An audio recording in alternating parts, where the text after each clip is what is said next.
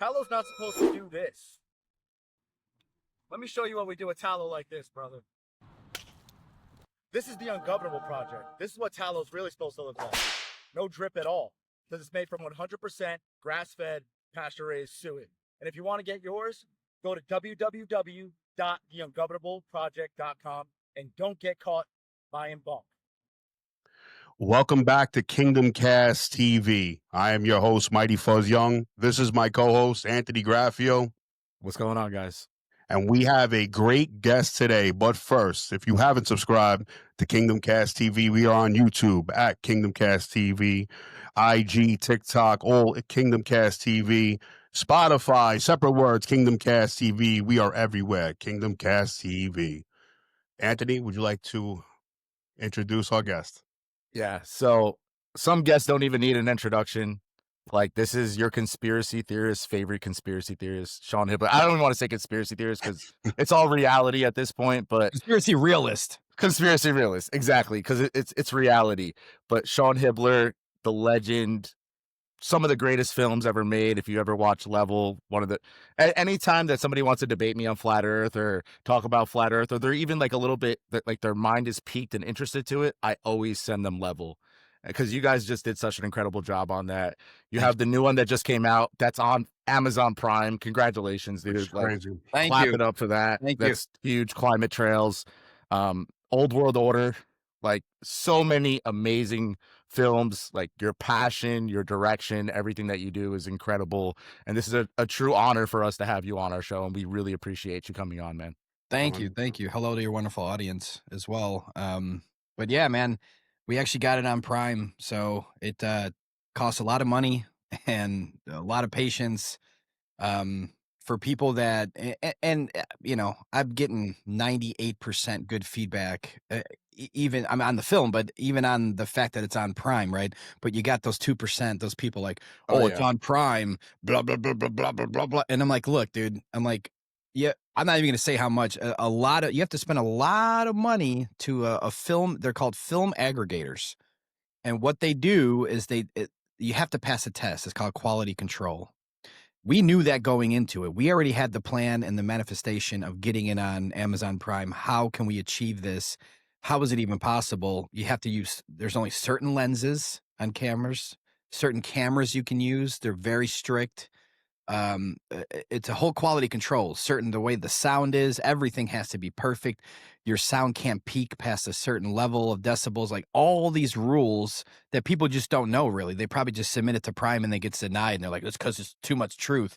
Yeah, probably. But at the same time, if you know what you're doing ahead of time, and you pay a shit ton of money to a film aggregator, like thousands and thousands and thousands, I don't want to say how much, a lot of money you have to spend, and then you have to sit and wait. And then that's on top of, if it gets denied or if it doesn't pass quality control, you just wasted all that money. There is no payback.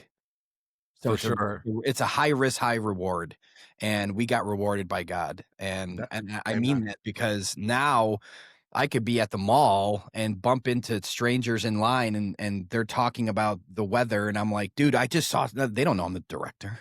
Like, dude, I just saw, did you guys see that new film on Prime? What film? Oh, it's called Climate Trails. I couldn't fucking sleep last night. You have to go home and rent this film. It's unbelievable. And these are the masses, right? These are the people that they go and support fucking pedophiles in Hollywood, right? They rent their films every night or every Thursday night. It's your turn, honey. Friday's my night.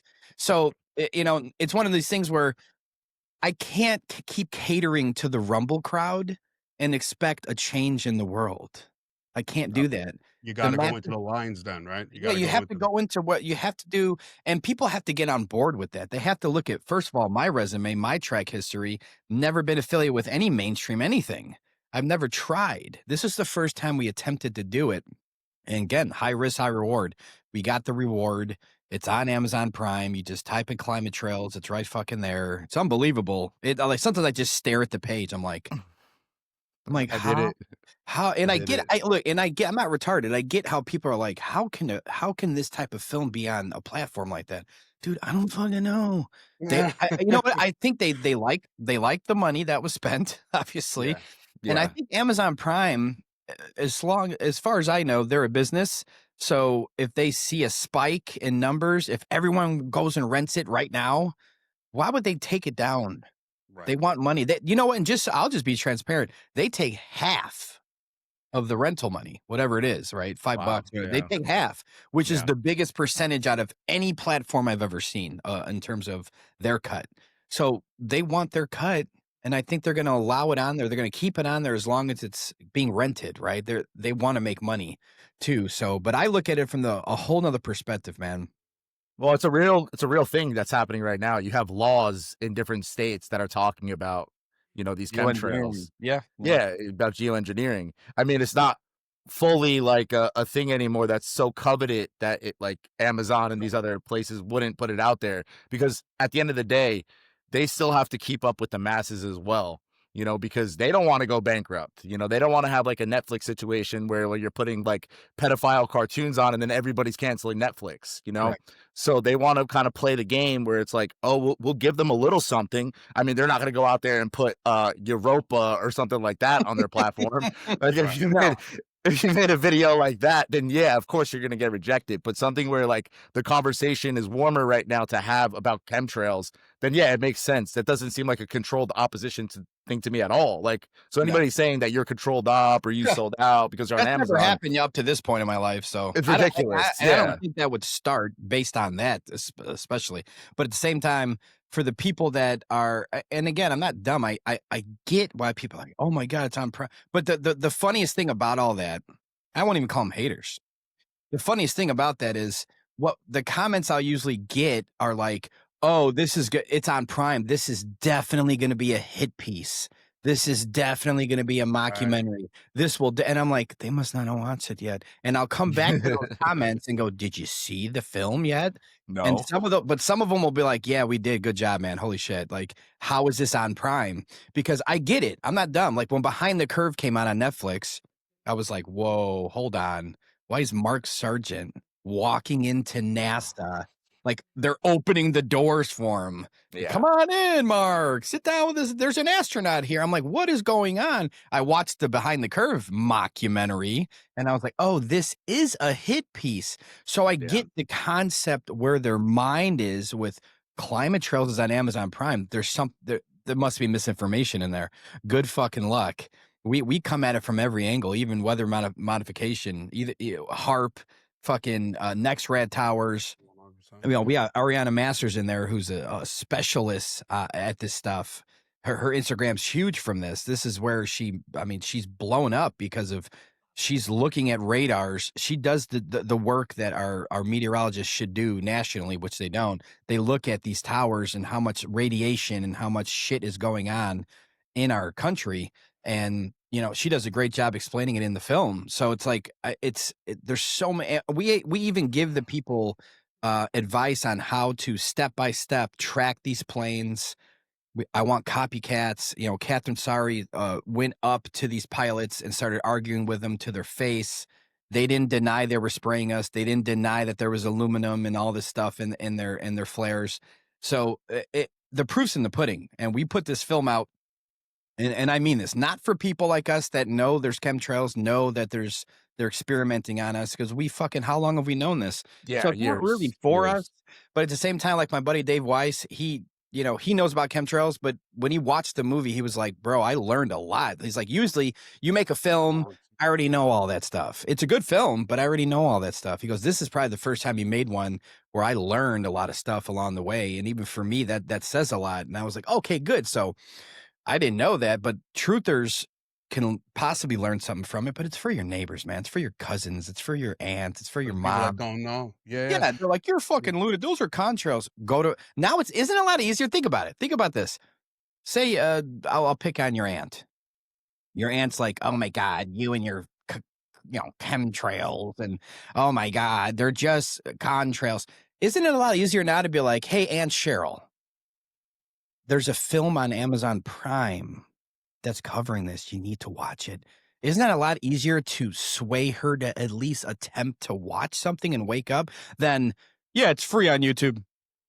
Yeah. She ain't going there, guys. She ain't going there. She ain't taking it seriously. And another thing is value. People are like, oh, why is it $5? Well, probably because the budget was over $100,000. We just want to get paid back. That's all. Then we'll make it free. I think that's fair. Call me That's crazy. super fair. That's super fair. This is my life and my career. But at the same time, no one's trying to profit. We're just trying to get paid back, and then we'll make it free everywhere. That's my goal every film. But at the same time, imagine being Aunt Cheryl, right? Never seen this ever, right? Yeah. Like, Yeah, but the point is that because she rented it for $4.99, if she has to pee halfway through, she's gonna fucking pause it. Do you know why? Because there's value in the purchase. It's the same thing as renting a $10 Hollywood movie that she was gonna rent anyways, because that's what they do. Normal people do that every week, every night, and they're gonna pause it and go pee because they paid for it. So when something's free, they just put it on in the background while they're cooking. They don't give a fuck. You have to create value. You have to create a sense of urgency, and you have to put these films in a place where the masses. It's one of the biggest spots to have a film, man. And I'm very grateful that that guy gave us the opportunity to get it on there, and hopefully it lasts for a long time. Amen. Amen, brother. You know, I watched your documentary 2.5 times. What a great documentary, brother. It was well done. The different angles, the multi-angle way of explaining it. Two things. One, the first lady, I believe the lady was named Kristen Megan, the whistleblower. Yes, Yeah. Kristen Megan.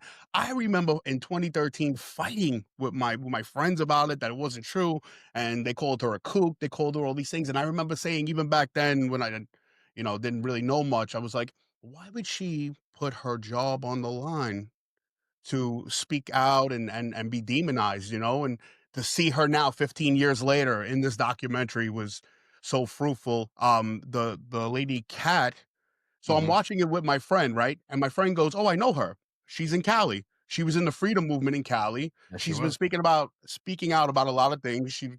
COVID, and she, especially. Yeah. yeah, and like he was like, I know her. I know her personally." And I'm like, wow, this is an important documentary. This is important not only for the people that don't know, but also for the people that do know this information. What is the next step? Like, after they watch this, what would you say for people to do after watching this locally? How can people get involved? Yeah, and I try to put these examples in the film, right? It's like a multi-part system to help people wake up and help people take action. One part of it is it's not hard to grasp what Mellow Cat Catherine did in the film, which is why she broke down step by step. You download an app called Flight Radar 24. Then you do this, then you do that, then you take the plates. Then, so, I'm not going to do film spoilers, but it's all in the film, where now the average person at home can go, wait, what? Hold on. Let me download this. Let me look. Okay. Looks like that jet spraying above me. Let me click on it. Oh my God. They're owned by Weather Modification Inc. I know where this plane's landing. So now we give you the access to the information to go do what she did, but do it 100 deep. Get 100 people in your neighborhood to be like, let's go fucking to that small airport that's 20 miles down the road and raise hell when he lands. He's spraying over our house. We have the option now to meet these fuckers right where they land and go, what the fuck are you doing? We're putting you on notice. We're going to put you on camera, and someone needs to take a stand with that. This is one lady that did it by herself. Imagine groups of people all over the country doing this. They're going to have no other option but to go to their boss and be like, dude, everybody fucking knows. Like, we're getting questioned every time we land. Let's go. That's one part of it. The other part is what Justin Harvey did. He went into his city council. Now, he did it very respectful. Like, for me, I'm like, Justin, you should have raised a little bit more hell. But at the same time, Justin's like, he's just a fair-hearted guy. He's like, these people at this county, they don't even know what's going on. They're not the ones in control of it. But you have to raise awareness in your local county. And like he said in the film, the more people that show up to the local city council meetings, if 3-4 times a week people are bringing chemtrails up, they're going to take it to the state, and the state's going to look at, oh, we already have a geoengineering bill, because I think more than half the country, if not probably 75% of the country, has a bill right now, in place to ban it, right? Because Tennessee banned it, Florida banned it. I think another state just banned it, but there's over 30, I think 35 states right now in America that are introducing the idea of banning it. Now, does that ban it? No. Does it bring it to the attention of the local news? Does it help Aunt Cheryl understand this is real? Yeah. So, because, anything above 4,000 feet is federal airspace. So it doesn't matter if all 50 states banned it. What does that do? Nothing in terms of they're still going to spray, but it's still a good thing to me because it raises awareness. It lets people know this is a real thing. Gets it into the news, gets it into the newspapers. This geoengineering bill is banned, but yet when you look up, they're still spraying. That's when the community goes, wait, hold on. We just worked our ass off all year to get this banned. They're still doing it. Well, then who does that rest on? The federal government now. Because once you realize that above 4,000 feet is federal airspace, well, if all 50 states ban it and they're still doing it, 50 states versus the federal government, 50 states wins, guys. Right. Yeah, The states are more powerful than this corporation in DC. So now this is how you imagine. I mean, this is my dream, but imagine if all 50 states banned it and then they still spray like they're going to, and then 10 million people show up outside the White House. That's, it's funny you're talking about this because literally our last episode, I was saying this is the problem with the right. I don't want to turn this to a political thing, but the right, they don't actually let their voices be heard. These crazy leftist loonies that are out there, at least they're out there saying, release the Epstein files, they're actually fighting for something. The right thinks that they could vote policy and things are going to change. And this is a great example of what you're saying right now. Imagine if 10 million people went out there and said, release the Epstein files. Imagine if they went out there and said, what are you doing spraying our skies? Now, my question is this, for people that are kind of not in the know about it, what is the point of them doing it, right? Is it population control? Are they trying to block out the sun? Are they trying to poison our crops? Like, what is the point? Why are they out there spraying these toxic metals into our sky? Can you kind of... Yeah, all the above. Number one, Yeah. all the above. But number two, from a conspiracy side of things now, let's get into that think tank.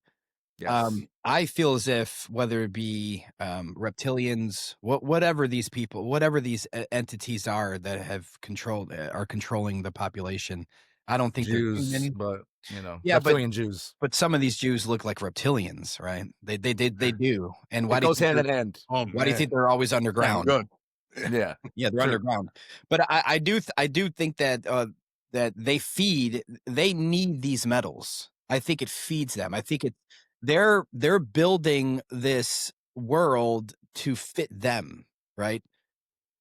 They need those Terraforming. metals. Yeah, but they Terraforming, need right? they need the metals, right? It's something that they feed off of. It's oxygen to them. It keeps them reptilian form, man. I mean, imagine that though. Imagine if aluminum, barium, and strontium were like, they're like for us, water, air, and food, right? Like that's what they survive off of.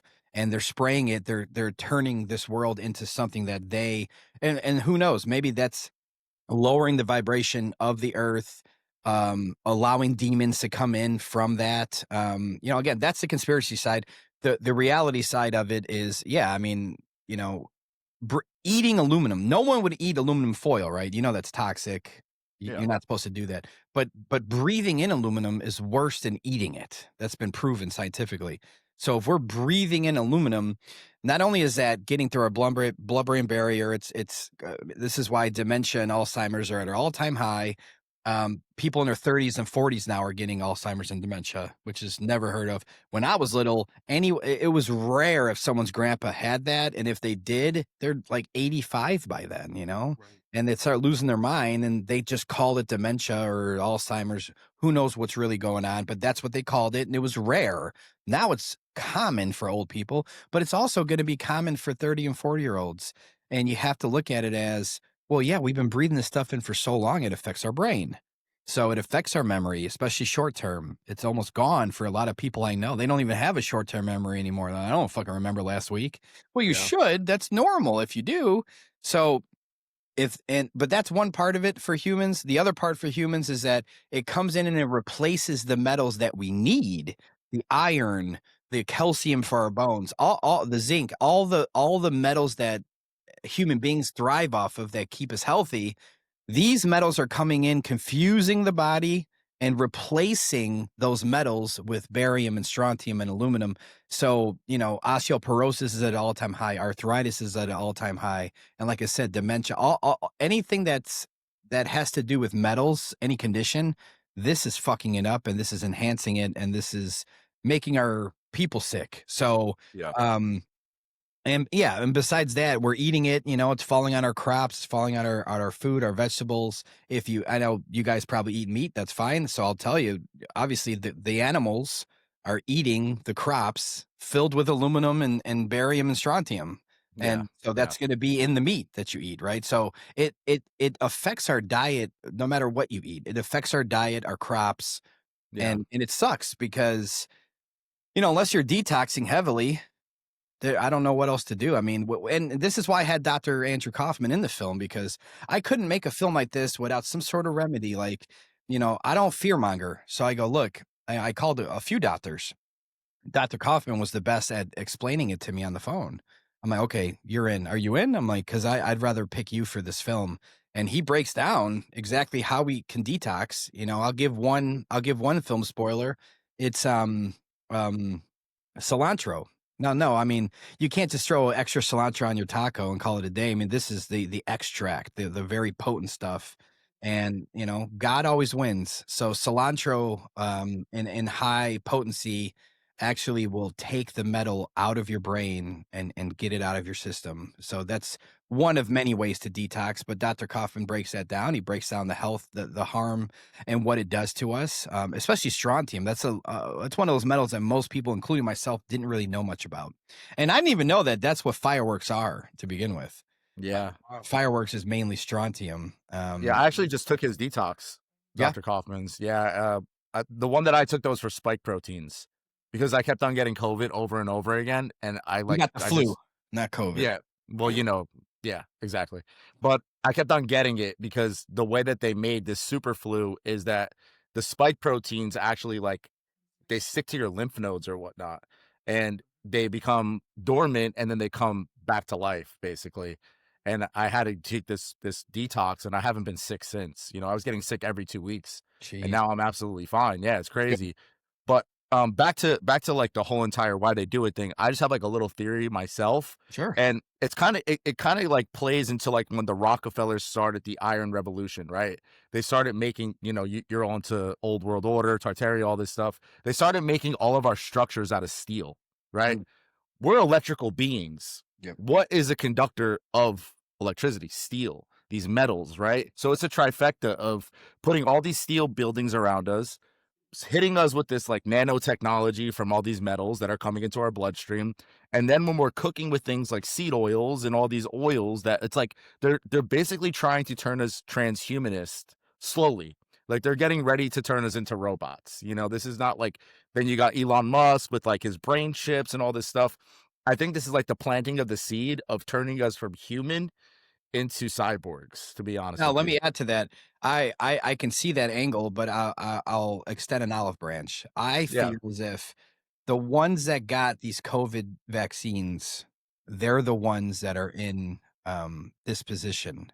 For sure. I think that without the mRNA in your body, they're not going to be able to pull this off. And I think that's why in their mind, they probably think the majority of the people got it, even though I'd even write off 10% of these jabs as all photoshopped. So they might think they got jabbed, but they didn't. Right. So on a grand scale, actually, I take that back. Bill Gates admitted that they didn't do a big enough job with the vaccines. Like they didn't get as many arms as they were planning on doing. And I think that they wanted everyone, obviously. I mean, if it was up to them, it'd be everyone, right? So if their plan was to force every American to get that mRNA shot, so this entire thing you just explained would happen. Now, I feel as if especially with the 5G and 6G coming and all this stuff that they're doing, it affects the mRNA. It's all going to go hand in hand, where they're going to be able to, like you said, robots, or like my buddy Tanner, Flat Earth Millionaire, always says that zombies are coming. They've admitted it. CDC admitted it. Amazon had something in their guidelines that says something about zombies. It's really weird. Like they're putting it there for us to see. The CDC did too. Yeah, the CDC. And I was loosely joking with him a couple days ago, but when he said that, and I said, look, I said that's what they want. They know that, you know, and maybe in their mind, less than half the country isn't jabbed. I think it's more than half the country isn't, but that's just my opinion. But they want us to kill off whatever's coming, right? Whatever these mRNA people that are going to be affected. If that's the case, theoretically, they want us to take them out. That's right. So, you know, we have this zombie fest of just killing all these zombies. Even sorry, Aunt Cheryl, you're coming at me. You shouldn't have got. I told you not to get jabbed. You should have saw Fluvid-19. And you just fucking shoot them, right? Which you don't want to, but you have to, right? Like a bad movie. Yeah. But now, guess what? Who are they left with? Just us. So now it's like now what, right? So I don't really know their big grand plan for all this. I just feel like God's in control, and comes to a point for me where I have this feeling that they're doing all this stuff, and it seems like only the last 5 years, 10 years or so, they're showing us their cards. Their revelation and the methods at an all-time high. They're telling us what they're doing, and I think it's because they're on their way out. I think that they're like running around with chickens with their heads cut off and not knowing what psyop to pull next and what card to pull next, because I think that they feel their time is coming to an end where they can't even stop it. I don't know how that goes down in terms of reality. It's just a feeling I have that evil is on its way out and we'll have heaven on earth again. And I think that we'll all be alive for that, because I think the mind and the heart is something that God gives us, where when it's pure and it's real and it's about truth and love, you will survive this, whatever's coming. You will survive it. And I think that's why they try their hardest to distract the population with everything fear riddled.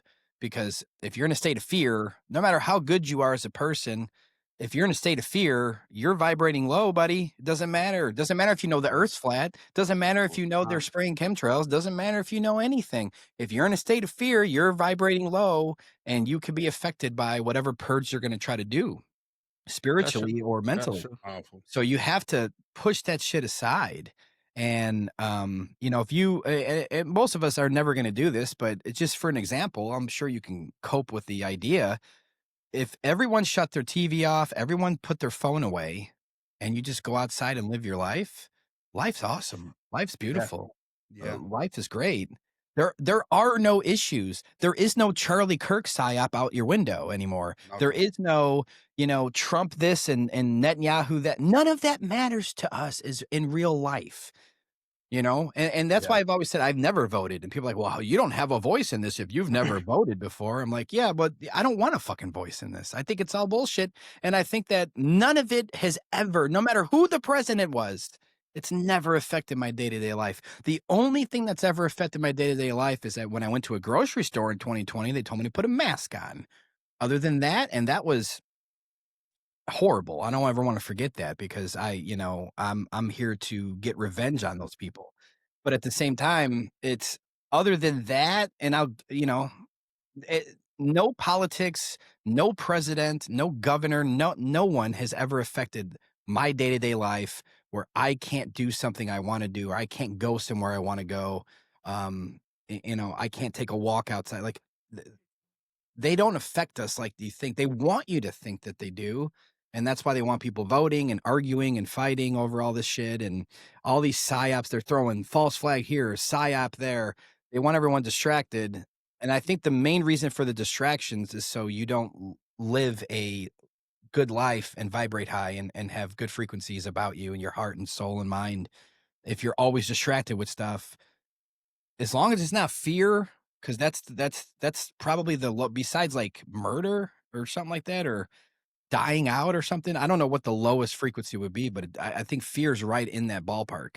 So they want us to have fear, because if everybody is in a grand state of fear, then they know they can churn they brew their witchcraft so much easier when the whole country's in fear. They go crazy with that. And I think they get off on that. So I think the more collective consciousness can rise up, do things to make our vibration higher, do things to make our mind cleaner, our hearts cleaner, they have no chance, guys. And I actually mean that. Like, they don't have a chance in ruling over this world, and all their wet dreams. We've all talked about 2030 and, this, that, and all these agendas and all this, Jade Helm. I mean, all these things that have been on in our lives where we're like, oh, something's coming. Nothing ever fucking happens. And I think it's because too many people know. Like, when I get asked about Bluebeam, I'm like, yeah, I've been talking about that for 10 years. So do I think they'll do it? I think they've already would have. They've had many opportunities to do it. The reason they won't, the reason they really won't, to me, is because too many people know. They got to keep pushing it along because, like, fuck, dude, everyone's going to look up and be like, oh, bullshit. And it's not going to work. They're wasting billions. I gotta disagree with you on that one. Sure, go ahead. I got it. I'm sorry. But I think that we're at a point right now where Babylon will fall and the beast system will rise. They're already setting up everything for us to become their cattle. They don't care anymore. These people, and I'm going to go anti-Semitic here, I don't care. But these Jewish people, they do not care. They will do everything in their power to build the third temple. They will do they will do anything. They don't care because they want to have people as their beast. And that's what the beast system will be. It will be them controlling us. Now, I agree with you that we can fight against it. And our biggest power is information, right? Because even though you think that people will look up in the sky and say, oh, I don't believe that this is an alien invasion. Look how many people fell and put on masks.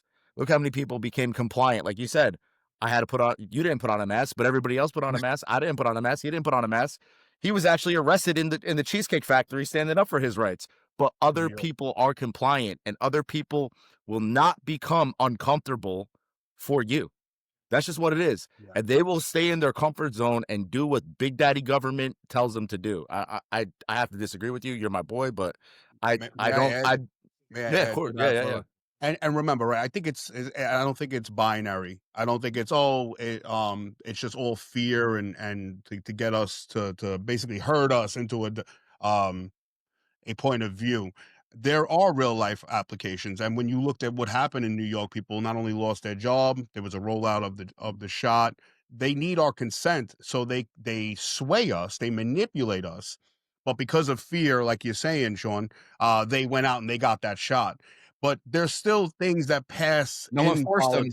No one forced them, though. Right. Consent, and fear. What made them do it? Fear, right? So that's why I think it's both. It's not binary. And we do have legislation that passes and bills that pass that do affect our lives. It's just little cuts, whether it be taxes or this or that. And wars, right? Wars affect other people. We're in this Hansel and Gretel state in America. But once that comes here, we will feel it. Whether we're but if you pay taxes, you're part of the problem. I agree with that. I'm not disagreeing with that at all. Yeah, I'm not disagreeing with that at all. But I'm 12 years straight now, and I never will again. No, I totally respect that. But you have to understand, like, we are a small demographic to the rest of the world.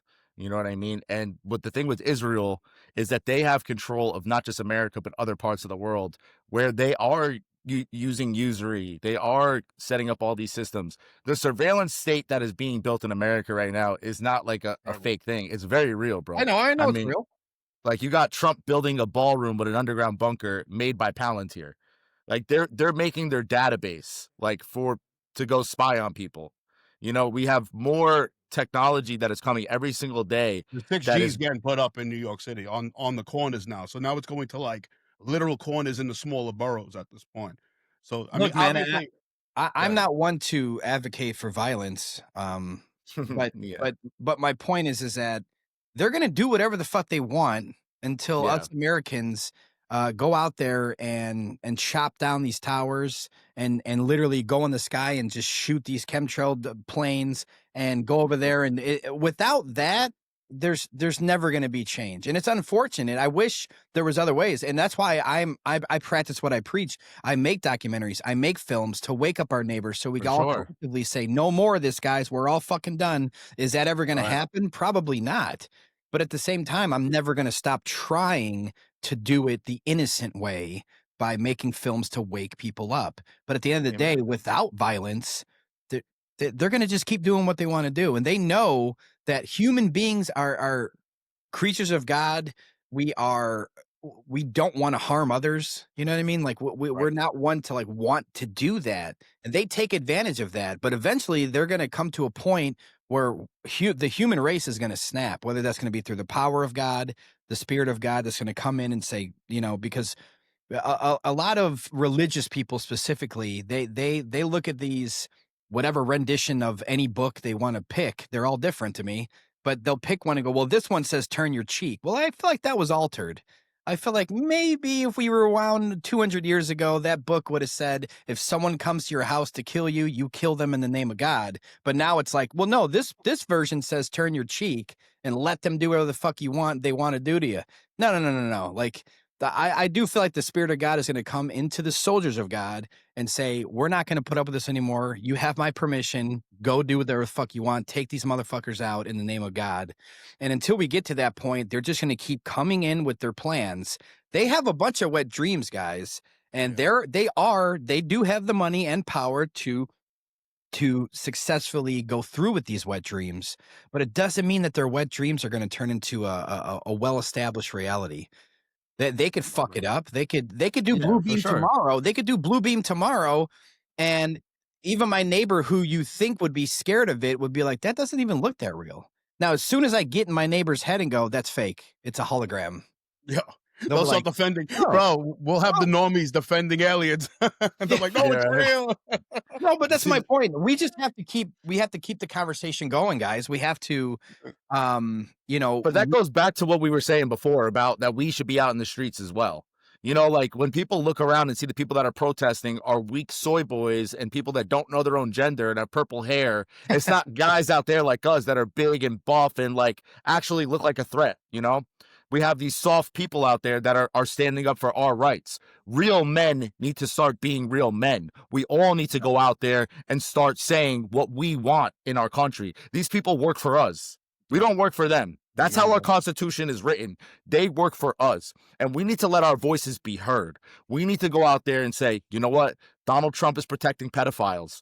Donald Trump is building a surveillance state in our country. They're trying to fake alien invasions. They're trying to build the third temple. They're killing 60,000 people in Gaza. We need to stand the fuck up. We don't need these people that are out there just like complaining and crying and then not doing anything. And you know what? To the left, shout out to you guys, but you need stronger role models, really, because you guys are more out there protesting because you don't like Donald Trump. Correct. Now, if everybody was out there and we were arms linked and we were out there saying it's not just that we're against our political party, we're against the entire establishment as a whole. We are against the government. The government is not our friend on the left or the right, and they're both working together to go against us. So what do we need to do? We need to work together to go against them. Well, that's the message. The quicker that both sides throw out their sides, right? But the left and the right need to stop saying left and right. There is no such thing as left and right. There's us versus them. That's it. Well, which one do you pick? And I think that at the end of the day, gun to everyone's head, whether they have a red hat on or a blue hat on, they pick us over them. So you can throw your blue hat in the trash and throw your red hat in the trash and be a human being. Love it. We can quickly win this war, but this is why they have done this for the past 20 years, especially really ramped up this left versus right narrative where it feels like someone with that Trump hat on still and someone with that Biden Kamala hat on still, those types of people are almost impossible to get on board with us versus them. It's I agree. They just hate the left or they hate the right. And that's exactly what they want. This is why they do psyops like Charlie Kirk. They do these big grand theater things to ramp it up, like where people like us that aren't going to pick a side anymore. It's us versus them. Fuck it. They don't want that. Of course, they don't want that whatsoever. That's their biggest fear. So they have to keep pushing psyop to try to, even I think the girl that was stabbed on a train, it's all fake. That they want race wars. They want political wars. Exactly. They want everybody in fear. It's too convenient. It's just too convenient. It happens in the right times all the time.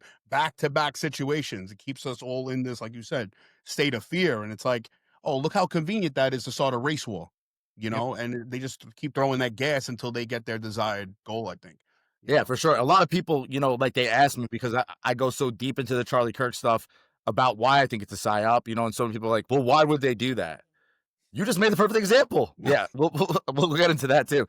But that's the perfect example right there. They do it to literally drum up the support of you being a right winger and thinking a crazy leftist guy that loves trannies did this. That's what they want you to do. They want you to say, oh, they killed my hero, Charlie Kirk. He was such a Jesus-loving man, and he stood for conservative values. Meanwhile, he sold out our country to Israel a long time ago. So he's not this crazy, amazing, Jesus-loving guy that he portrayed as. No, and look how real quick. Look how obvious it was as soon as Kirk was quote unquote shot and killed. Right away, Elon Musk tweeted, something not verbatim, but something like, if we don't retaliate, they're going to kill us all. There you go. Yeah. There you There's go. that gasoline again. Yeah. They want you to go out there and start killing people that have blue hats on, even if it's just a Chicago Cubs hat. It's blue.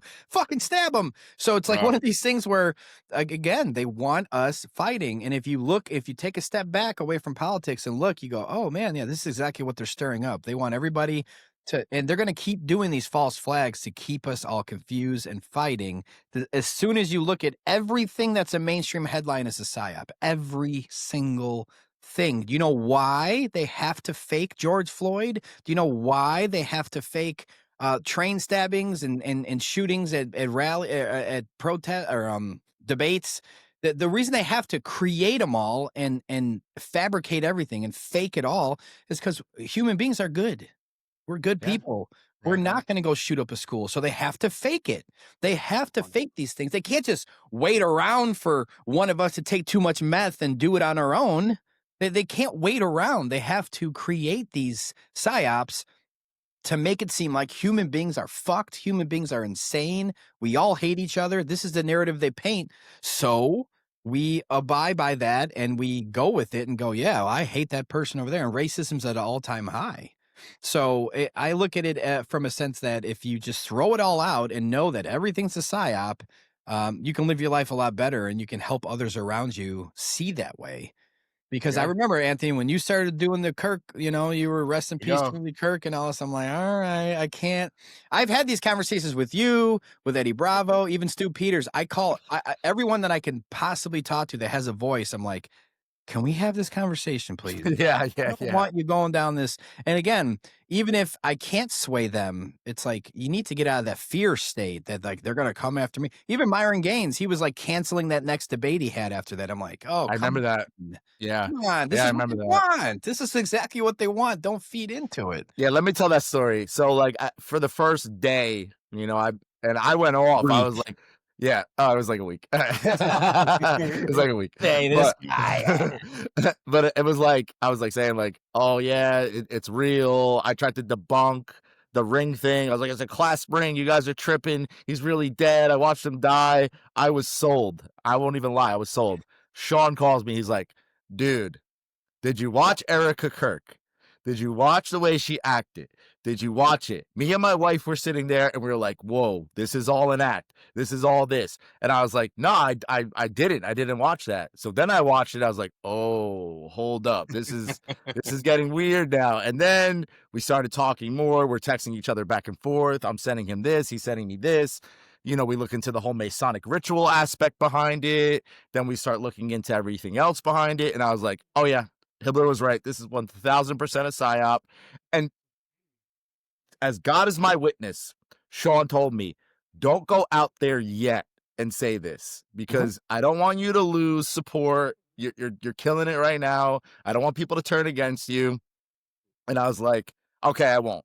Plant And seeds. then 5 minutes went by, and I was like, "Nah, fuck that, fuck that." I just wanted you to just spread the breadcrumbs a little, plant the seeds a little, and get to that point. That's all. But no, you just went all in, which is I accept that. That's better. I'm just like, hey man, just a little bit at a time.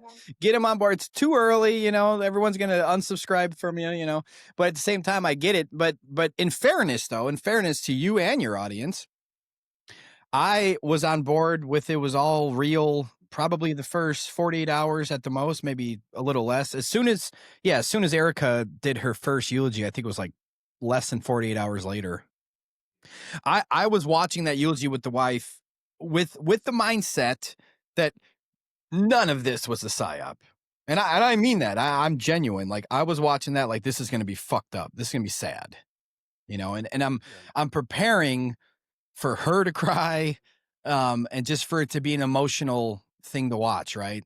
But within 2 minutes, we just look at each other like, what the fuck is going on right now? Like, why does this seem so fucking staged? And then it just hit me right then. Like, God's like, it's fake. I'm like, thank you. I'm like, all right, I got to go back to the drawing board. Like, I didn't even finish the whole thing. I'm like, I'm fucking done with this. She's doing the Obama thing where she's like, Yeah. bitch, you're in 4K. There's nothing It coming was out of your crazy. eyes. Like, no one's Yeah. shooting this like you're like Charlie's death with a fucking potato. You're in 4K. I can see that you're not crying. I can see that you're smirking, and I can see that you're reading a script the entire time. This is bullshit. So, and for me, it was personal because I just buried my brother who was 45 from obesity. So I looked at it from perspective of, you know, his best friend had to read a eulogy. And his best friend is like fucking Goldberg. I mean, he's a big dude. And you know, always been an alpha male, always been like just that guy in the hood where I grew up in Chicago, like that, like you just want to be him. He's just a badass, right? Always a super alpha male. He's breaking down at my brother's funeral. I mean, just couldn't get the first sentence out. No one's gonna be like, "You fucking pussy," meaning everyone understands that. That's human beings. It's hard to talk in a situation at a funeral, but this lady, who's not an alpha male, is completely fine. And then on top of that, acting and smirking. And I'm like, no, just time out. There's something else going on. And I had to go back to the drawing board. And when I saw the blood come out of his neck, and then as soon as the dude pushed him down, there's people over him acting like they're like helping him. But then every time they're passing something to someone else, their hand has no blood on it. I'm very analytical. I'm zooming in. I'm doing everything. Because again, remember when it happened, most people look away from that. They're like, oh, they don't want to look at the blood. They're like, okay, oh, too graphic, which I think was done on purpose. They wanted it because usually they censor that. Even if you tried, your whole channel would get taken down if you had the bloody one, right? They wanted it. I couldn't open my X or Instagram without blood coming out of Kirk's neck.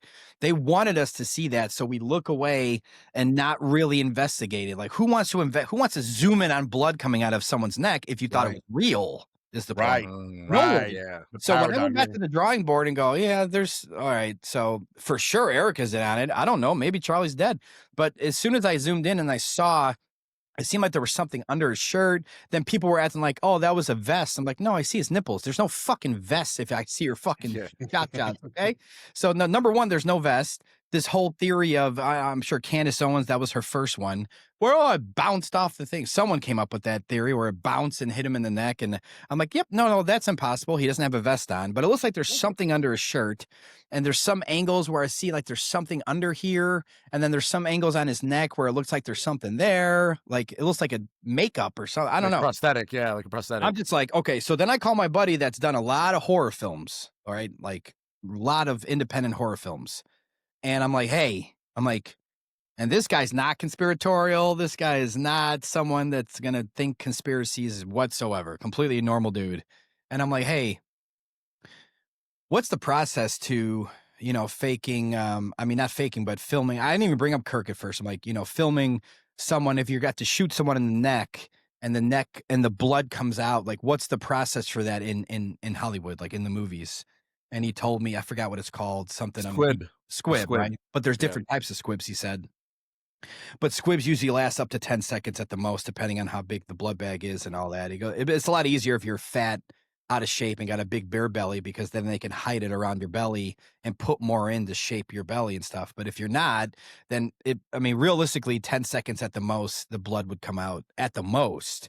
So I go back to the drawing board and I look and I count 1, 2, 3. Okay, so we only see 2.5 seconds of blood coming out of his neck. Then he falls. Okay, 4, 5, 6, 7. By the time it's at 9 or 10 seconds, they're lifting him up off the ground and carrying him into an SUV. So I'm like, okay, if this was a real shooting, because guess what? Charlie Kirk could be dead. The whole thing's a psyop, but he still could be dead. I'm not retarded. So I look and I go, all right, once they release that side angle of him being carried into the SUV, there'd be blood dripping everywhere on the ground, everywhere. There'd be, if it was real, I'm saying. And for the people that are like, no, because if his heart stopped, the blood, it doesn't matter. There'd be blood dripping off the ground. He had so much blood protruding out of him. Yeah. And all his Think so. bodyguards or the Israeli mafia, whoever was there, would have blood all over him too. There's no blood anywhere. You guys can look. There's no blood anywhere. All they have is like, there's something right here on Charlie from the initial thing. And it looks like if it was a squib, yes, that would be on him. But if you look at when he got shot on camera, he had a white t-shirt on, which, by the way, I've never seen Charlie wear a white t-shirt before that day. That's just me. I could be wrong. I've never seen it. That was the first day he wore a white t-shirt, in my opinion, at least. So I think they were hoping that the fake blood would stain his shirt, but it just, the whole thing was weird. And I globbed off. It just none of it went on. There's nothing on his shirt. I mean, I'm looking correctly where it would have been on the white shirt. I see where you're going with that. No, it was like just beating off. It was beating off his shirt. So I'm like, so I give credit to the ones that are saying it's AI or it's a hologram. I don't go that route, but I see where they're coming from now, where it's like, even if it was fake blood, wouldn't it be staining the shirt in some sense? It's like, it just looked the whole thing looks fake. It's literally, the set is a menorah. I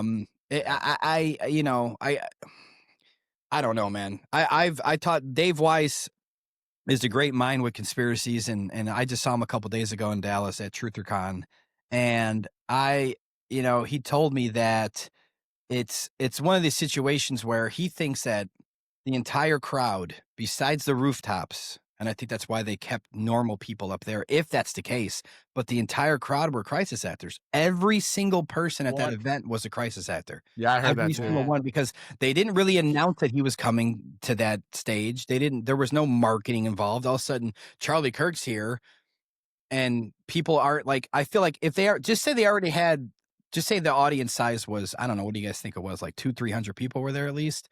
So say there's 300 people there. If all 300 people were paid to be there and signed a contract, it's pretty easy to pull off now. It's pretty easy to have them, as soon as that happens, you run away. And I don't know if you guys have seen more footage, but his buddy, the one that, I think the guy that like took the camera down later. No, it wasn't him. It was the guy that he walked into the Mikey McCoy. Yeah, who just Rob walked McCoy's away, right? son. Not the guy that as soon as he got shot, he made a phone call. Yeah, he beelined away, right? Yeah. That's sus. But then the other guy specifically, the guy that took the camera, he sat against the wall. Yeah, he went, as soon as he got shot, he went around the side, went up on like this ledge, and just started filming everybody running. That this is theater. None of this would happen in real life. None of it. What about the dude that asked the question? Remember I sent you the video? He was already practicing his reaction. And then you find out that his dad is actually a producer for Jimmy Kimmel. There you go. The biggest pedophile of them all. Yeah. Jimmy Kimmel. Full circle. Yeah. They're look, man, whether Charlie's dead or not, I default to not. Same. I don't rule out that they took him out. I can't. This is the world we live in. It's irrelevant to me either way, because the entire thing was a psyop. Kirk being dead or in Valhalla Island right now, as weird as that sounds, it is so irrelevant right now, because the whole thing was a psyop regardless. And that's what people need to do. They need to take a step back and go, okay, this entire thing was staged. This entire thing was a grand theater. And for me, if you're pushing that, Charlie Kirk's dead and Erica Kirk, I feel so bad for her and the kids, and like I can't even listen to you anymore. Like I just yeah. Which is funny. Tonight she's doing an Ole Miss. They're doing one of the Charlie Kirk debate things with JD Vance. Of course. So this is how big this is. And I said, like, after I started going down that rabbit hole, and you put the battery in my back about the whole thing, I was like, dude, I have a feeling she's gonna run for vice president and he's gonna run for president, because it's a guaranteed ticket. Because you got all these people, I am Charlie Kirk, ooh, all these people that are so like broken over the situation still to this day are going to be the people that vote that in. JD Vance, the Palantir guy. Yeah, no, there's two ideologies. As soon as it happens, right, everybody's in their emotion. So you either get the we got to get behind them, or they step back and they start taking in information. As soon as it happened, all of a sudden people start hitting you up. What do you think? What, they're more open minded. But then there's like this hardening. There's like a hardening that happens. Like, we have to get behind Charlie Kirk, and whatever the Republicans are doing, we just got to get behind it. Lockstep. So that's, and I think we're seeing a little bit of that now, where they're just rolling these things out, whether it be Palantir. And I think, like you said, whether he's alive or he's not, we have to watch what comes after it. Yeah, what it's For sure. that's the thing. When it first happened, everyone's including myself, everyone's emotion is up here. Yeah. That means logic has to be down here. You can't really Facts. have It both. is. So that's why when I saw Erica and the eulogy and how fake it felt, I said, okay, I'm done with the emotion. We're gonna shut that off, and logic's up to the top now. Once you use logic and you look at the entire event, okay, it's a psyop. Is he dead? Is he not? Yeah, that again, it might not sound irrelevant, but it is to me. That doesn't matter. The most important thing is it was staged. It was a psyop, and it's very possible that even the crowd was hired to be there. Incredible. I never even heard that, bro. But it's easy. Shout out Dave Weiss for that idea. But it's easy to pull off. Like we forget how easy that would be. It's not hard. People are like, oh, that's too much. Like, no, it's not. It's not hard at all. It's not. They'll They bring can put out an ad. Yeah. Put out an ad. We need crisis actors. Yeah. I mean, they did it in Charlottesville, so they were able to get all those people to protest in Charlottesville. They do it all the Yeah. time. January 6th, they have plants. They can plant anyone, anywhere to do anything at any time because money talks. And I even think that this whole Charlie Kirk turning on Israel the last 4 weeks of his life, I think that was the seed. That was the psyop as well. I think they threw that in there because what they want out of staged events and psyops are 100 conspiracies to be argued about. Right? Yeah. Because I take a look now, when you look back at 9/11, and I remember when that was popular, a couple years after, just the whole conspiracy of it all. What did Bush know, right? And all that. It's like we're way past did Bush know.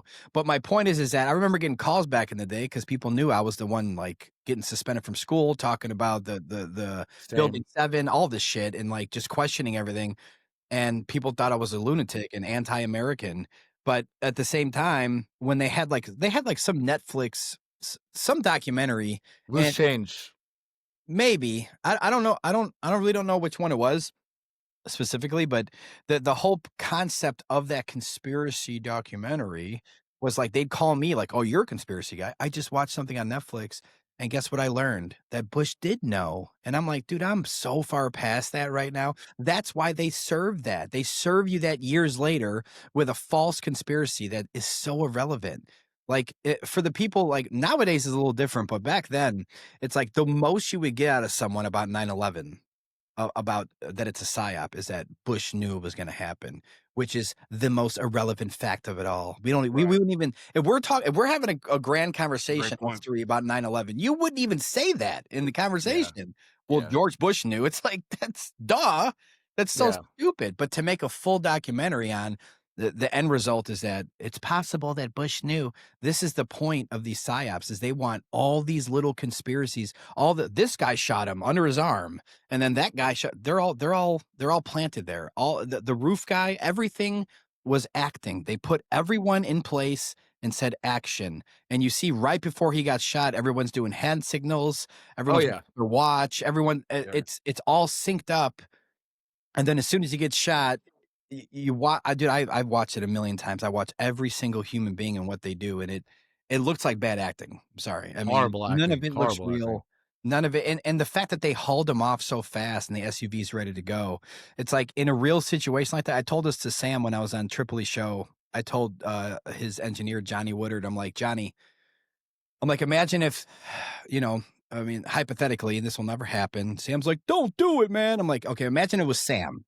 Imagine it was Sam in Charlie's shoes right there, and you were his buddy on the side with the camera and all that stuff, right? And Sam's like, no, don't say that. I'm like, I'm just playing, but I'm giving you the example.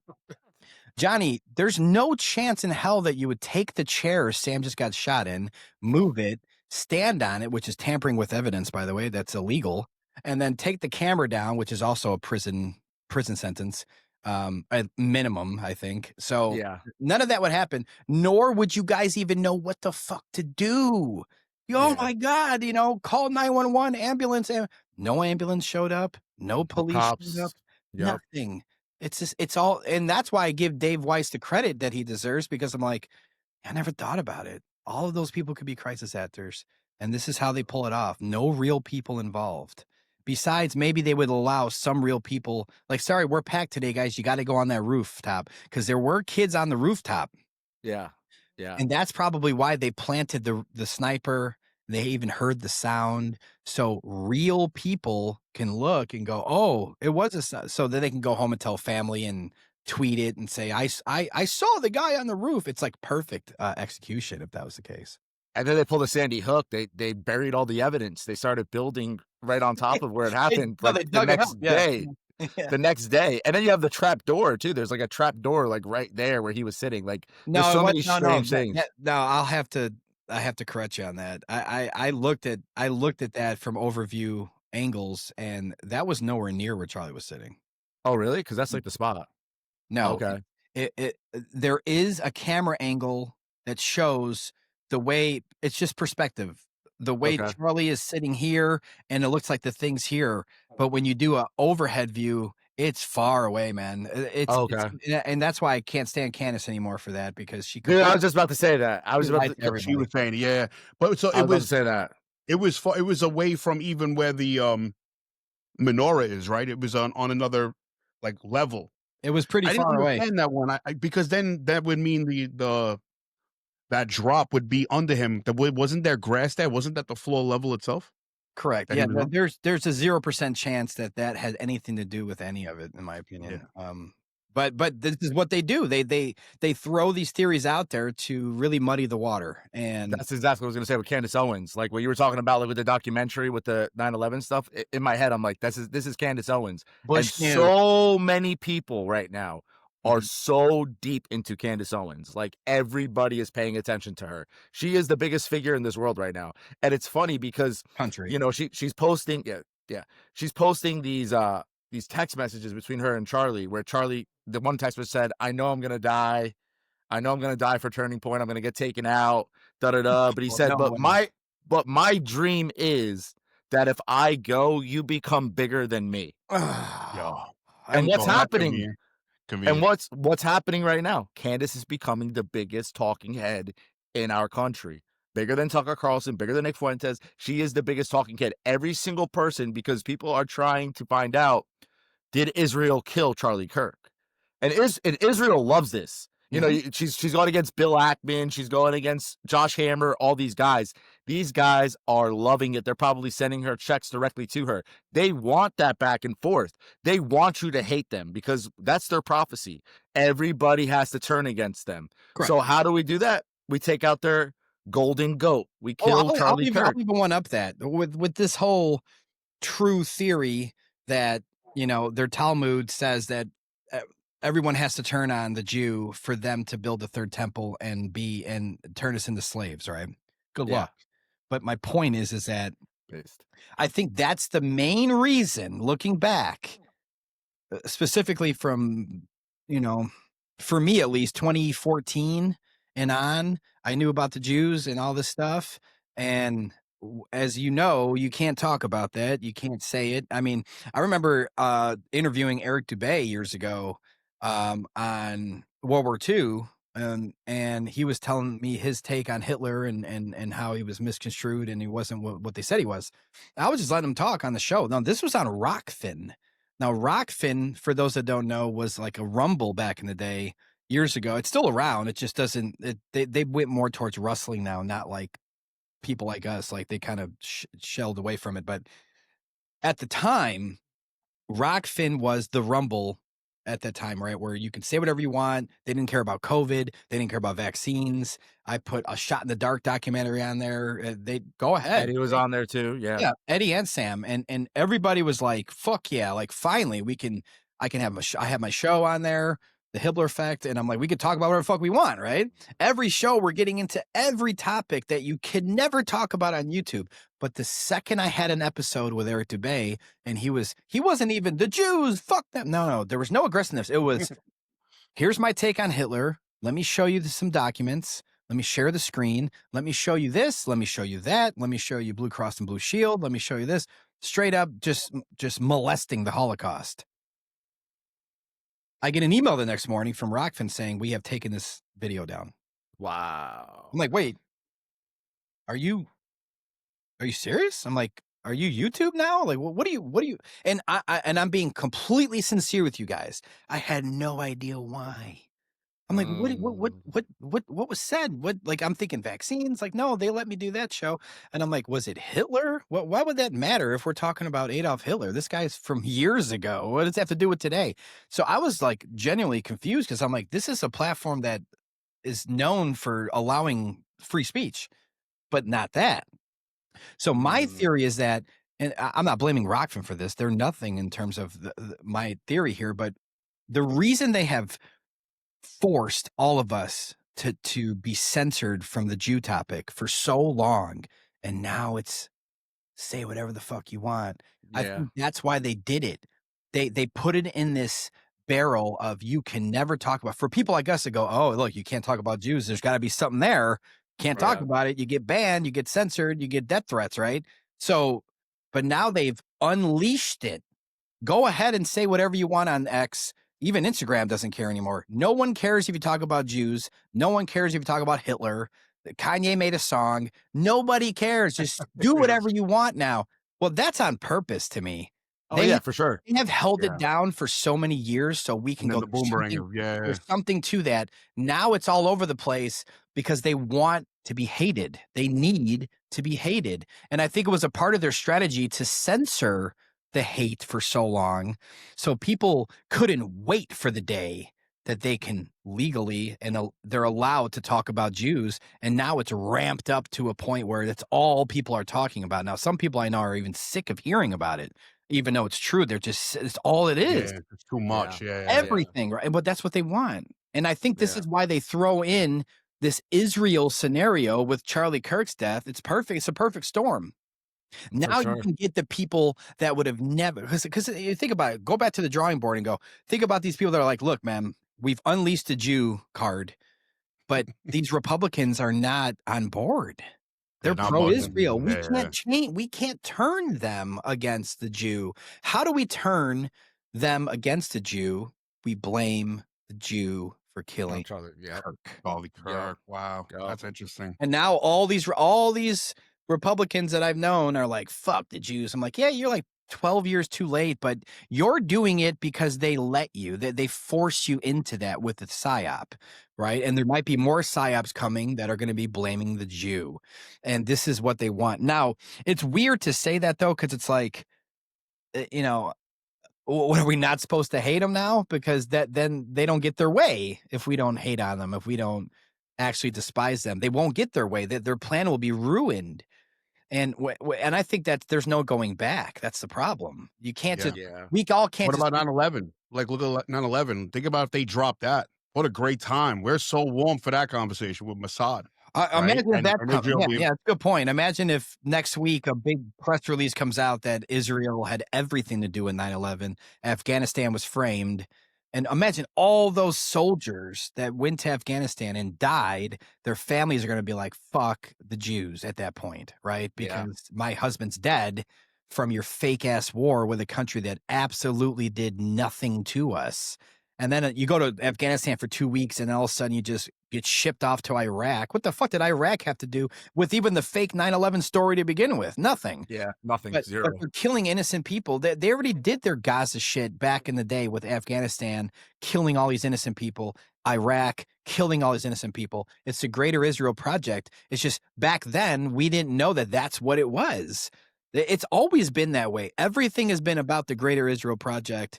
And now it's about turning on the Jew, hating the Jew, so you know, they can have their third temple bullshit and their red heifers and whatever the fuck they're doing. And you know, but at the same time, I'm still gonna expose him though. I don't know. No, yeah, no. That's my point. I'm not It's letting like, off the gas. it's a weird catch-22 though, isn't it? When you really Yeah. think when you bring logic up, you go, man, what a psyop overall that they did to us all to censor it more than anything in the world for so long, and write press articles on you that you're. I mean, I've had press write that I'm anti-Semitic years ago, and it bothered me because I'm like, wait, Dave Weiss is a Jew. I don't hate all Jews. Like, what are they Yeah. I have a talking Jew about? friend. No, Yeah. it's just a point. It's like, you can hate police for being the bastards they are sometimes, but there's also good police. So, I mean, you can't lump anything into all. There's no, I don't care who you are and what you think of me. There's no such thing as all anything are bad. That Yeah. doesn't exist. Like, I've had this conversation with Dave Weiss many times, and he doesn't, like, people will just write him off as a shill because he was born into a Jewish family. It's like, you think he reads the Talmud? No, definitely Like, not. what are you talking? Like, he's against all that. He's talked about Israel and how fucked up they are and how Gaza people are. It's so sad to see. It's look, man. I think we're all identified as a human being first, and you have to judge the human being for who they are, not who their parents are, not who their grandparents are, not who their family blood is. That doesn't matter to me. At the end of the day, though, the Jews, the ones that are Jews, they hate you. Period. Yeah. No You're question. goyim. They want to rule Wow. over you. And even if they could secretly be like, I'm not going to expose myself, like, that's how they feel. And that's the problem with it, is that I've never seen any other religious book that does that puts them first, that puts them, Supremacy. yeah, and allows 3-year-olds to be you can have sex with a 3-year-old. And that whole book is disgusting. And Abomination. yeah, and that's why if you watch the film Occupied I made for Stu Peters, Great film. Great thank film. you. I tried my hardest, and it was hard. Like, how do I make this film not racist? You know how I did it? It's I tried to limit the talking heads like Ken O'Keefe, Dan Blazarian, everyone I sat down with for that film. I tried to limit their racism because there's a lot coming in the camera. So I'm like, that's not going to make it. That's not going to make it. And maybe even Stu at the time didn't realize why I was even like, what do you mean? Let him fucking talk freely. No, because it's going to be considered a racist movie. I'm not a racist. What I wanted to do, which is what I did in the film, is the people that talked about Hitler being a good guy and being completely, who was speaking the most about who Hitler actually was and what he stood for? The Jew. Yeah, you always let them talk. The Let them Jew, talk. the Jew told you. You know who I let speak that you're stupid goyim and that they're going to kill you and they hate you? The Jew. Let them talk. Yeah. Let them talk. Yeah, is they it a expose racist themselves. movie? How is it a racist movie when rabbis are telling you can fuck a 3-year-old? Now, the difference would be if I let Ken O'Keefe go off, or if I let Blazarian go off, right? Or Sam Yes, Parker, true. anyone in the film. If I let them go off and they're the ones screaming about that you could fuck 3-year-olds and this, that, and the other, and all these, because the people watching would be like, oh, that's disgusting. That's not true. What a racist. Anti-Semitic. Yeah. Oh my God. I can't. Okay. But when a Jew is saying it, now what are you going to do? What the fuck are you going to say now, you dumb fuck? They're the ones saying it, you stupid fuck. So, and that's Exactly. why I tried to make this film in that sense. And that's why 10 million people have already seen it, Yeah, it's crazy. And I wanna bring in this other topic because it's a very important topic. Me and you talked about it. Me and Fuzz always talk about it. But now, what if? Because now I'm actually going to play into Fuzz's hand here because I kind of disagree with him on it. But now I'm kind of starting to come around onto the idea. What if Trump does flip on Israel and this whole entire Jewanon plan plays out where it's save Israel for last? He breaks up with Israel. Wouldn't that be the ultimate catalyst to the world hating them, to America hating them at least? Like, they just broke the ceasefire yesterday. You mean on purpose? On purpose, correct. Okay, I thought you meant like No. I'm still under the. I said Jew. I said Jewanon. I said Jewanon. 27D chess. Okay, No. It's the 27D chess is actually working against us. that's a good That point, Trump's- Graf, because I think you guys make a good point with that. They have to do that. Yeah. They have to.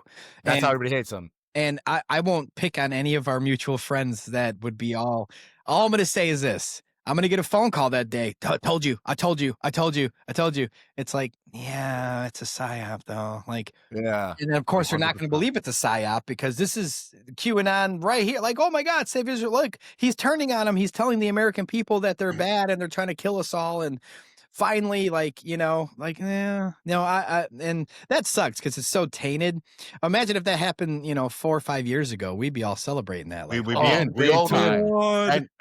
And I think they could do it two ways. They can either have Trump be the hero, because he's the last, he's like the dam holding back Israel, or they can have the military roll out and say Trump also was part of this Illuminati plan. So that's why we had him at the forefront.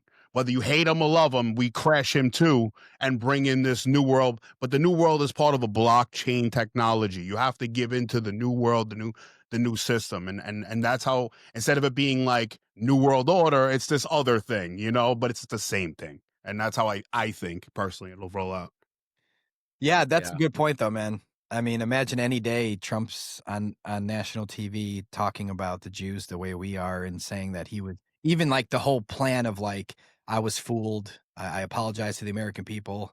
But World War III has started and Israel, like, and he just goes under his bunker and lets them hash it out with us, right? So, Yeah. but that's the thing, Yeah. though. When you look at the actual Jew itself, like the Jews in Israel, the ones that won't even probably have a conversation with you if you said hello, because you're goyim. Like they're not a threat. Like At all. I'm They'll not kick even their a fucking fighter per asses. se. I'm a lover first, but like my elbow can take out their whole crew. It's like one of the things. So they're such mass manipulators in that sense where when they have so much money, they just hire people to do what they need to do. Always. They don't really get their hands dirty, and they have this like very negative spiritual energy about them that I think God's going to show up and fucking take them all out. That's me. And I don't mean Jews. I mean every single human being that has evil in their heart is not going to make it. That's the Bible. That's what the Well, Bible says. So Amen, brother. Bible or know? not, that's just how I feel. yeah, for sure. For sure. It's I just how I think feel. I think also like when you look into the whole entire idea of what's going on right now, it just seems like, you got these different forces that are coming against each other. When does Russia come into the picture to go against Israel? Because I feel like that's going to happen at some point. And let's say they go back to fighting with Iran. Because Iran is still on the chessboard. It's not just going away. Like they still have the battery in the back for Trump to go against Iran, and Trump is even saying that he's going to go against Iran. But when does this alliance? Because in Q, you go back to the Q drops. If we're playing it out that they're going to use this to make the world hate Israel, right? It says that Donald Trump is actually secretly working with China, with Russia, with all these places. They're saving Israel for last. When does that come into play? And then will Trump become alliances with them and go against Israel, but it's all fake so they can go and build this third temple? Because that's their wet dream, is building this third temple. No matter what, they want to get that done. They want to be able to do their sacrifices to Moloch. That's what they want. Yeah, but like for me, man, all that's bull. All that's fucking fairy tale. It is. It all is. Go ahead and Yeah. build it. No, nothing's. I'm still gonna wake up tomorrow and take a nice walk outside. Like none of that matters. I think to them it matters. Yeah. Honestly, in their own mind, in their own weird fucking demonic ways, that like it matters, but nothing. I don't see anything happening from it. Nothing. Yeah. And this is Yeah. my point of the wet dreams. They have all these wet dreams, and half of them come to life. The other half get shunned by collective consciousness. But it doesn't matter what they try to do. God is Yeah. in control, right? Amen. Amen. And even if like I'll say Eddie, just for this fact, Eddie Bravo loves this little season theory. Yeah. I don't know much about stuff like that, but the few times, because I produce his show, look into it, and the few guests we've had on that talked about the little season, I'm all about that. I'm like, dude, that makes sense. I'm like, holy shit. I'm like, wait a minute. And I'm not saying that's true. I'm just saying it does make sense that even with the old world, man, like you look at these old world buildings from back in the day that they have burned down. They've tried everything to get rid of them all, especially in this country. Yeah. Because they don't really need to touch them too much in Europe and over there, because remember the story about the buildings in Europe are, oh no, those were made in like 5 AD.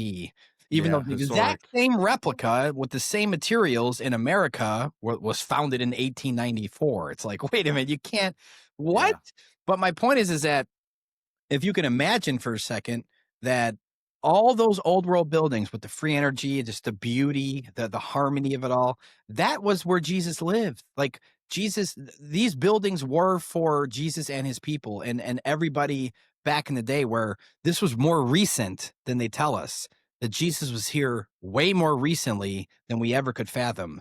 And they've been covering this up since the late 1700s, early 1800s. They've been covering it all up, and Satan's been ruling over for a long time, right? This demonic spiritual entity that has been hard pressed on our souls and our brothers and sisters.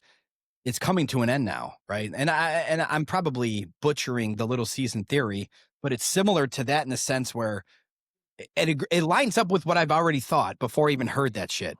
Was that the evil, the demons, the reptilians, whatever you want to call them, they're on their way out of this world for no return in our lifetime. We're just at the end of it now. We have seen the influence of Satan since we've been born, guys. Everything around us is portrayed to cater to Satan and the demons. And is it an accident that the last 10 years specifically has been nothing but the truth is ramping up and everything's been exposed? Because 30 years ago, the only conspiracy theory around was the moon landing. There was nothing else to talk about. Now it's every day there's a conspiracy you could talk about. There's thousands of conspiracies that have come true. The truth and love comes from God. Yeah. So if God's spiritual reign on humanity stems from love and it's truth, that has been ramping up every single year for a long time now. Every year it's going to get more truth. More people are waking up. Nobody is going back to believing mainstream media. Right. Nobody is going back to, especially when you get off the Jew train of pro-Israel, because the word Israel's in the Bible. Once they get out of that phase and go, wait a minute, that's two separate things. Right. There's no going back to, no, I'm still gonna just think that it's the same thing. So every single person that wakes up to truth, they're never going back. So we're only going to go up. We're only going up. There's no more like up and down of truth and lies. It's all going up. And who knows what's going to happen by 1 year from now? It's going to be tripled in the world of people that realize the truth. It's never going away, guys. So it kind of makes sense that because of our collective conscious and because of everybody waking up, this grand awakening, we are going to have a time in our lifetime where the truth and love takes over everything, because that's the way it's going. And if you feel that way, like I do, then it will happen. That's exactly what's going to happen. And I think that's why they are showing their cards constantly. The revelation and method has never been higher. They're telling us what they're doing before they do it. They're hoping for our consent, because silence is consent. But we're not silent anymore like we used to be. No one's silent anymore. There's a lot of controlled ops out there that are trying to keep you focused on lies, like truths, but they're all bullshit. They want you to feed off that because it's not real. It's not, like what Candace is saying, or Crowder, anyone that's saying about stuff with Kirk. It's like, well, none of that's real. You're not talking the real truth. And that's what they want. They want people confused because everyone's waking up to everything. And that's why they're trying to control it with these ops, as you know. Amen. All right, Sean. Well, we're kind of reaching the end here. What are some of the projects you have coming up?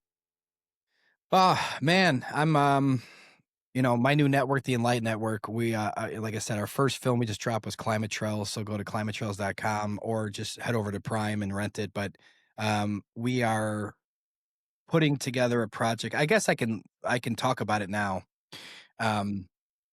Produced by Sam Tripoli, hosted by Ben Swan, moderated by Andrew Wilson. It's called Word War Debate. It's going to be live in Atlantic City. We're putting together the biggest and best debate show you'll ever see.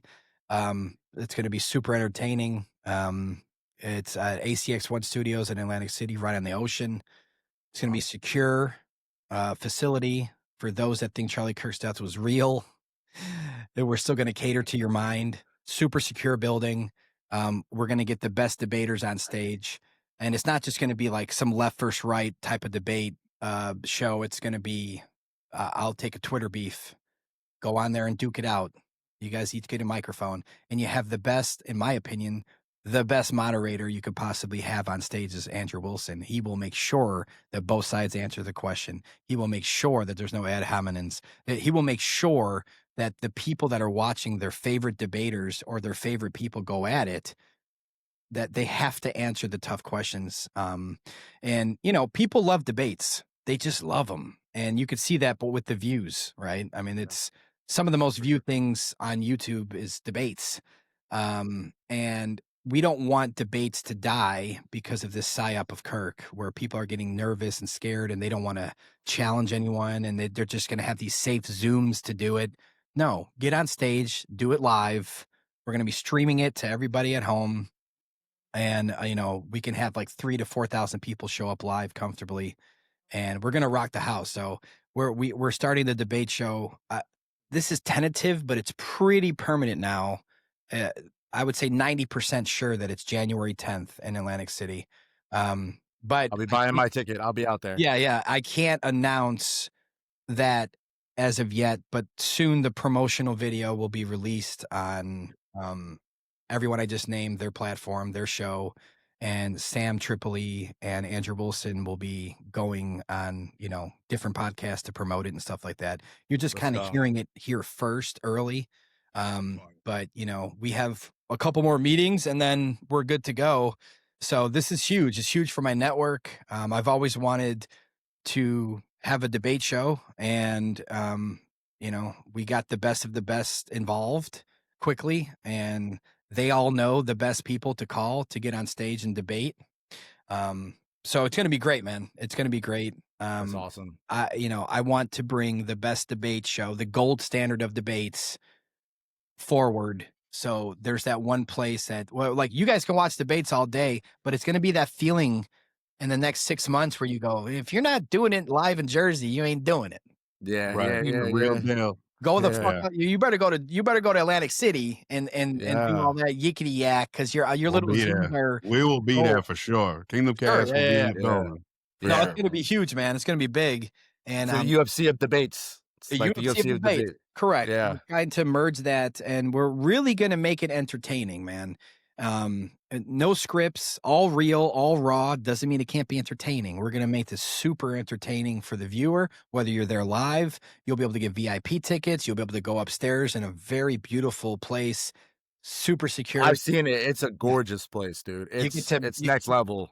Hell yeah, thanks. You get to, you know, meet the debaters because of your VIP ticket. You get to hang with Andrew Wilson, Sam Tripoli, myself, anyone that's there in the VIP area. You get to hang out and have a good conversation with them and meet your favorite person, you know. And we're going to give the ability, finally, a place where you can eat good food, you can drink, you could whatever you want. I mean, I'm not a big drinker, but just the point, we're giving people a chance to come live and have a good show and good day, good night.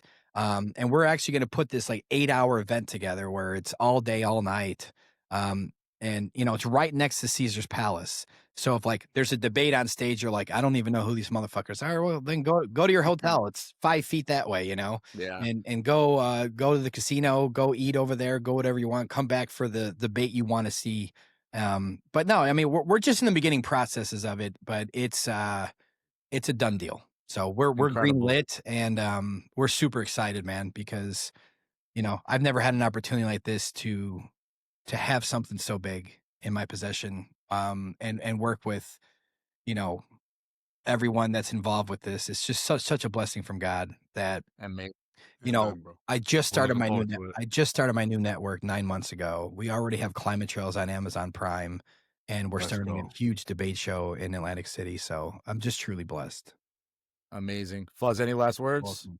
No, man, it's great to have you on. You're doing great work. I'm one documentary in, and it was amazing. I'm looking forward to seeing more of your work, and I'm glad that you came on today. Keep up the great work. Are you a flat earther yet? Not yet. I'm taking in information with Satan's Little Season and Flat Earth. Those are my new adventures. Well, the difference is Satan's Little Season is, as of this point, is a theory. The flat Earth is not. Not. No theory. It's not a reality. theory. It's not a It's theory.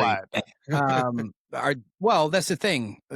Graph, get them on, bro. Level, the next level, and level with The greatest. The 3 best ones. documentaries. That's all you need. I didn't make it for anyone else but someone like you, Fuzz, that's like, yeah, I'm not opposed to it. I don't know much about it. I wouldn't be surprised if NASA's been lying to us our whole lives. So you're the perfect candidate to watch Level, the next level, and Level with me in a row. The Level is going to give you that 101 concept of what we're talking about. The next level is going to take you to the next level, knowing that they're hiding land, hiding continents. That's what I'll leave you with this, Fuzz. The reason they would make this shit up, this ball Earth, which basically got popular in the 1930s.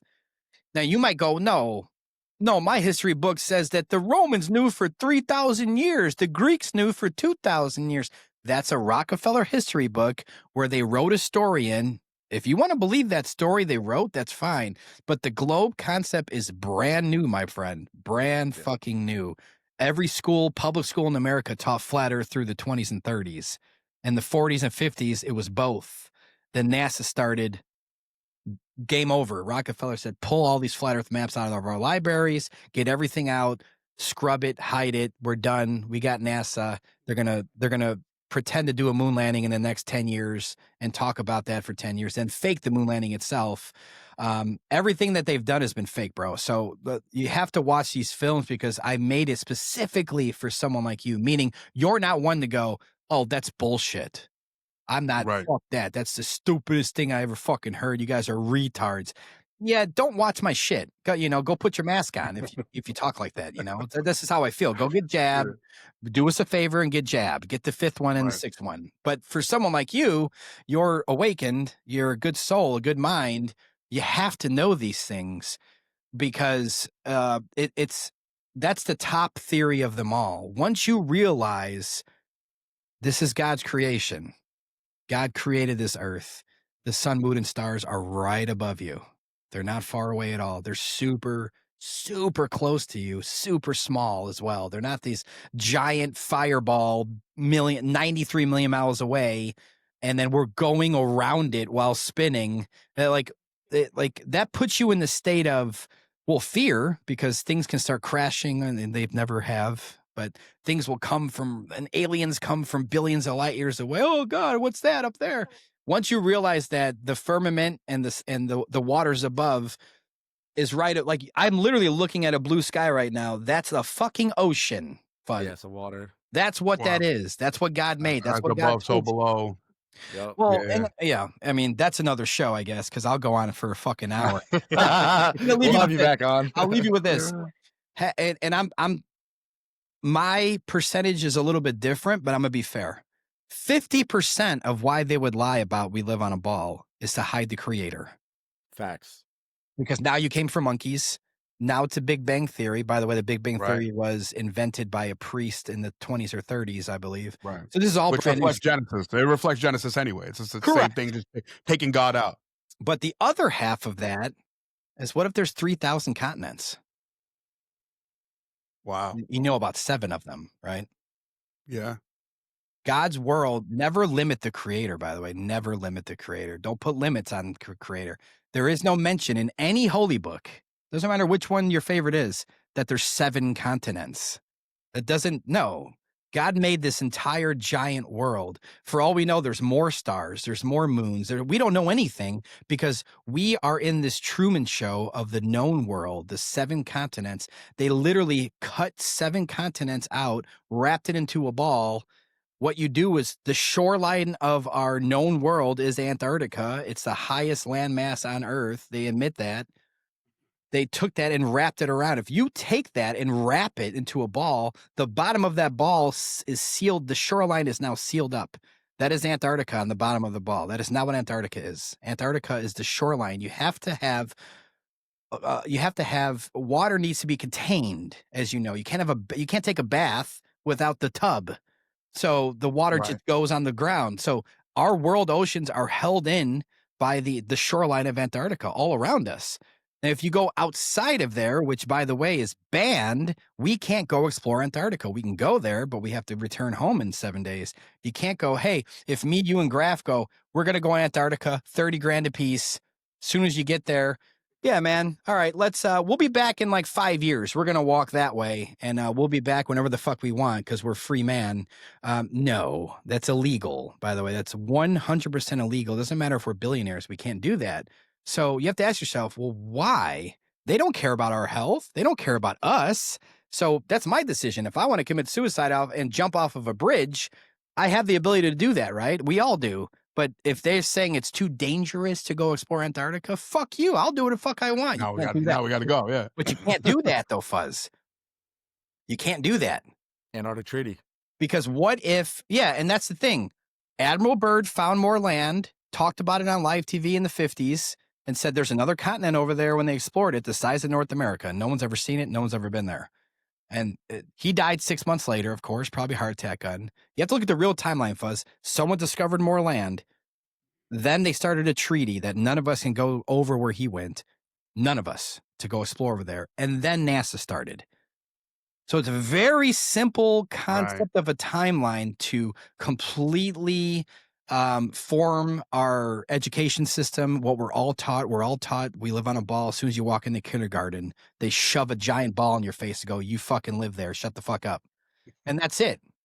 They don't teach it in high school is the point. Imagine if they started teaching the globe. You don't know where you live up until high school. You have a critical mind now. You raise your fucking hand and go, wait a minute. Good point. No curvature. What are you talking about? What's curving? I see Chicago 70 miles away on the other side of Lake Michigan. That's impossible. You can't have that. And even if you did see the top of the building, they'd be leaning backwards from curvature. There's no curvature. There's nothing. It's flat. The reason that you can't see China from Florida is the same reason you can't see 4 blocks down the road when you're driving in fog, brother. Your eyes, there's things you're looking through down, and the vanishing point, all perspectives. When you draw an art class, the perspective comes to a vanishing point. We're human beings. We're not Superman. Our eyes can see 12 to 15 miles, right? I mean, we can't see forever. Simple as that. But watch Level, next level with me. You'll understand for sure. The psyops. You'll understand that all satellites are on balloons. That's admitted. You'll understand there are no photographs or videos of a globe in space. That's admitted by NASA. There's no photographs. And I always recommend people listening, especially, you think you live on a ball, just Google satellites in space. Pick your favorite cartoon. Just Google the Earth from space. Pick your favorite cartoon. None of it's real. Once you realize that, and I'll leave you with this.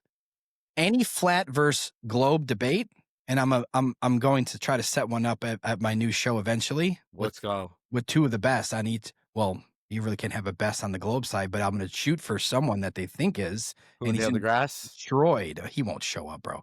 But my point is this, though. Ask yourself this. You would think logically, if there was a debate between a flat Earth and a globe Earth, the globe Earth guy, the first thing he would bring up to the debate, photos and videos. None of them do. None of them ever have. None of them ever will. Why? Why would they not? It's right there. Are you kidding me? That's you're supposed to win the debate within 2 minutes. Here's a fucking picture of it. They don't do that with all the work that we did in space. Yeah, we should have some evidence, right? They know it's fake. It's openly admitted fake. It's not real. It's not real. I am super psyched. You got me. You see, I'm gonna watch it as soon as I get off. Where can we watch Levels? Where is everything I've done is on HibbelerProductions.com. HIBBELER Productions.com. Just go to HibbelerProductions.com and find whatever you want. That's how you support me, and that's how you support your mind. But yeah, I mean, if you want to watch it for free, it's completely fine. You know, all my high def 4K stuff's on my website. That's how I live. But if you want to watch it for free, I have standard definition versions. If HD doesn't bother, if you don't need HD, standard definition versions are available on my YouTube.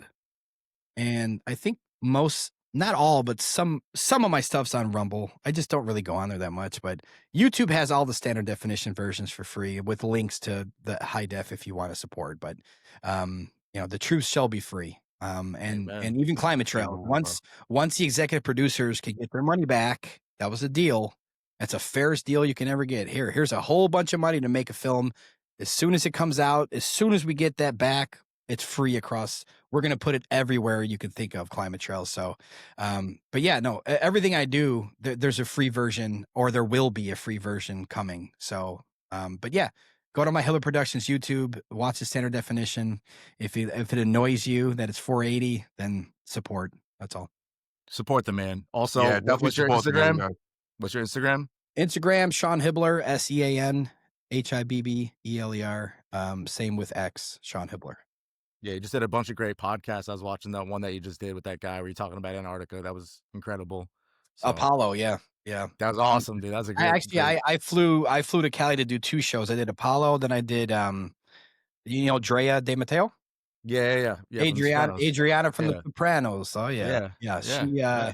She's starting a new show, and she hit me up. I'm like, holy shit, why is Adriana from The Sopranos hitting me up? But she's a big chemtrail person that's talking about chemtrails, and she's like, oh my god, I saw Climate Trails. Please do my first show has to be you. That's incredible. Holy shit. I'm like, all right, that's cool. awesome. I'm like, okay. You know Sean Kelly? Mm-mm. Digital Social Hour. So I'm actually going out to Vegas. I don't know when it's planned yet, but either December or January. We're trying to figure it out. I'm going out there with Bryce Mitchell. He has like 12 million followers on Instagram. Like he's actually won awards for his podcast. I'm going to tell him about you too. So let's get you on there as well. Maybe we could all fly out to Vegas together and go do it. I'm down, man, because I got a couple people right now in the background trying to get me on Hodge Twins. So nice. That's a big one. Makes sense. Fire, If I can get on Hodge Twins, that's in Vegas, I probably would hit up Jake Shields. That's what I mean. I would love to do like a 3-day Vegas. Let's go do a circuit. Yeah, let's go do a circuit. Do a quick circuit and talk, man. And even people like Jake Shields and Hodge Twins, like they need to hear the truth on chemtrails. They need to hear the truth on flat Earth. For sure. No offense to Bryce. I love Bryce, but I wish I was with him the day that Hodge Twins brought up flat Earth to him. Like I wish I was there, because I would have kept it going. He did great. No, he killed it. Yeah. Keep going, man. They think it's stupid still. I would never be able to leave their studio if they thought it was silly still, because they're not stupid. It's stupid. Yeah. The globe's stupid. You're not stupid. The globe is stupid. And I need to help you, man, because you still think you came from a fucking monkey. And the problem is people go, no, I don't think that. It's like, you have to if you think that we're on a globe. Yeah. It doesn't make any sense. You can't think that that there's a creator, that God's here. And I hate when people are like, well, why wouldn't God be able to make outer space and all this stuff and all these planets? I'm like, yeah, can you go ahead and open the scripture that says that, you fucking retard? Yeah, there's none. No. There's none. Yeah, it's a Rockefeller and probably a Schofield. Yeah, Schofield, Darby, all of them. Yeah. Incredible, bro. Thank you so much for coming on. I mean, we could definitely go for 3 more hours. I'm about to piss my pants. And I have to go help my brother. He just opened up his own restaurant, so I have to go help him do a little construction. Thank you, bro. Come to Austin when you come out. We'll take you out to dinner for sure. Yeah, you know what? My buddy Austin Whitsitt is moving now over there. Come out here, brother. You stay with me and my girl. You stay with us. I know. We got a room for you guys. No, for sure. I'll text you something private. Okay. But that could delay that.